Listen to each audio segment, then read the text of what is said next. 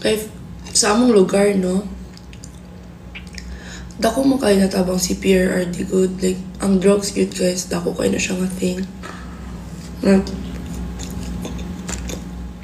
Ambot lang ninyo, pero pasalamat yun ko kay Duterte.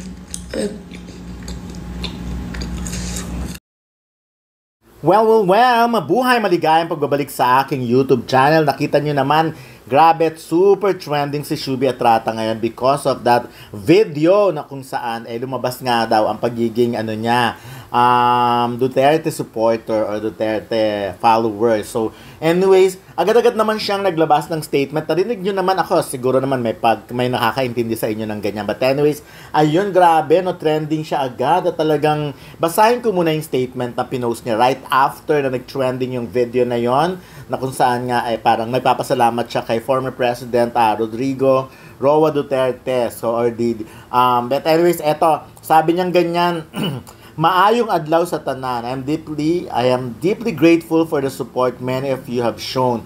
Bago lang po lahat to sa akin, kaya pasensya na po sa lahat ng na-disappoint at nasaktan ko. I understand that what I said in the past caused hurt to some and I take responsibility for it. Sa totoo lang po, iniiwasan ko po talaga ang magsalita tungkol sa politics dahil napaka-divisive nito. Ang mas mahalaga sa akin ngayon ay ang mahalin ng bayan at manindigan laban sa sumisira nito tulad ng korupsyon, lalo na po ngayon. Huwag po kayo mag-alala, natuto na po ako. Lalawakan ko pa po ang pag-iisip ko para sa ating lahat. I will continue to learn and grow. Mahal ko po kayo at mahal ko ang Pilipinas, lalo na sa panahon ngayon. I stand for and with the Filipino people always. Ayan, may mga flag siya. But of course, hindi natin mabiblame ang mga tao kung ano man na masabi ang maging nila, opinion nila. Alam nyo, sa panahon kasi ngayon, ang mga celebrity talaga, mahirap maki-join sa mga ganyang politika, politics. Of course, ang daming, tama naman yung divisive. So, talagang pag may kinampihan ka talaga at naging vocal ka, of course, yung kalaban nun, automatic magiging kalaban mo. So, eto, babasahin ko yung mga reaction ng marami. Duterte ang isa sa mga pinakamatinding sumisira sa Pilipinas. Yes, divisive ang politics, pero kailangan manindigan, sabi ni Jesus Valdez, si Attorney Falsis ito. Eto naman, Lim Sung-jin, the way Ate Girl phrased this, halatang unapologetic, DDS pa rin talaga. Kung ayaw nyong magamit tong DDS na ito in endorsing Sara Camp 2028, please, de-platform na natin ito ngayon pa lang. Meaning, i-unfollow at wag nang bigyan pa ng karapatan. So, ito sabing, Shubi, I will love you and support you with no conditions. Iba-iba tayo ng kinalakihan at kinamulatan. Hindi ibig sabihin na may nagawa ka na salungat sa gusto ng karamihan, ay tatalikuran ka na lang basta. Hingang malalim at tuloy lang ang buhay. Ito, Nico Cojano, isa lang naman ang tanong namin, do you still support Duterte? Don't give us the Miss Universe answer, nakakadiri lang lalo. Eto, ayan, everyone can grow but growth of words. If DDS ka dati, dapat malinaw ang pag-amin at pagtalikod sa maling support. Dating DDS din ako, bisdak dako. Nagkamali, natuto, tumindi, kaya rin ng iba, but dapat genuine, hindi lang pang damage control or rebrand. Eto, iniiwasan ko po talaga magsalita tungkol sa politics dahil napaka-divisive nito. Puro may say sa rally, my performative final boss. You're not sorry because you did it. You're sorry because you got caught, sabi. Ayan, wala man lang nang sa'yo. Kumusta ka? Void ako, empat ka pa naman.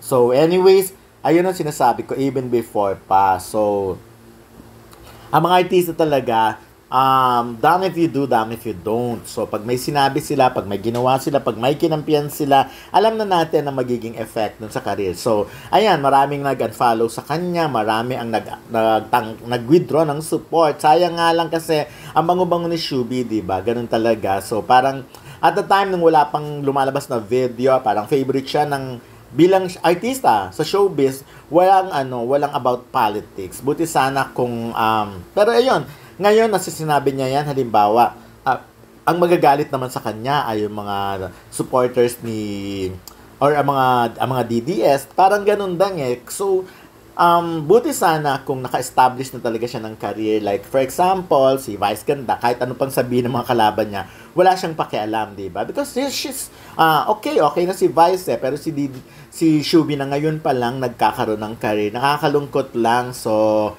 na parang dahil lang sa politics, nabulabog ang mundo niya ng ganun-ganun na lang. So, anyways, I hope naman, naniniwala ako sa Shubi ay mabuting tao. Na isa siyang mabuting nilalang, kaya nga siya binibless, siniswerte siya, nagkaroon siya ng maraming project, maraming nagkakagusto sa kanya, but because of politics, yun na. Well, anyways, sana nga ako, ang stand ko kasi, kung ano man ang paniniwala ko, yun ang paniniwala ko, pero hindi ko na kailangan sigurong kumbaga, kung paniniwala yun ng mga kaibigan ko, kasi ganun kami sa magkakaibigan, magkakaiba kami ng paniniwala, merong mga ganito, merong ganyan, pero nagre-respetuhan kami, and as much as possible, di namin pinag-uusapan, pero sabi nga nila, dapat manindigan, so kung ano panindigan mo, diba? So, well, anyways, sabi naman ni Shubi, parang nagsilbing aral na yun sa kanya. But anyway, sana hindi rin siya mawala ng boses, di ba?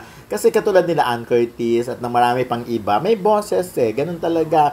Mayroong mga bagay na hindi kayo pagkakasunduan. Pero at the end of the day, ano ba talaga ang nilalaman ng puso mo? Ano ba talaga ang gusto mong sabihin? So, ayun lang naman ang point ko doon. So, sana lang,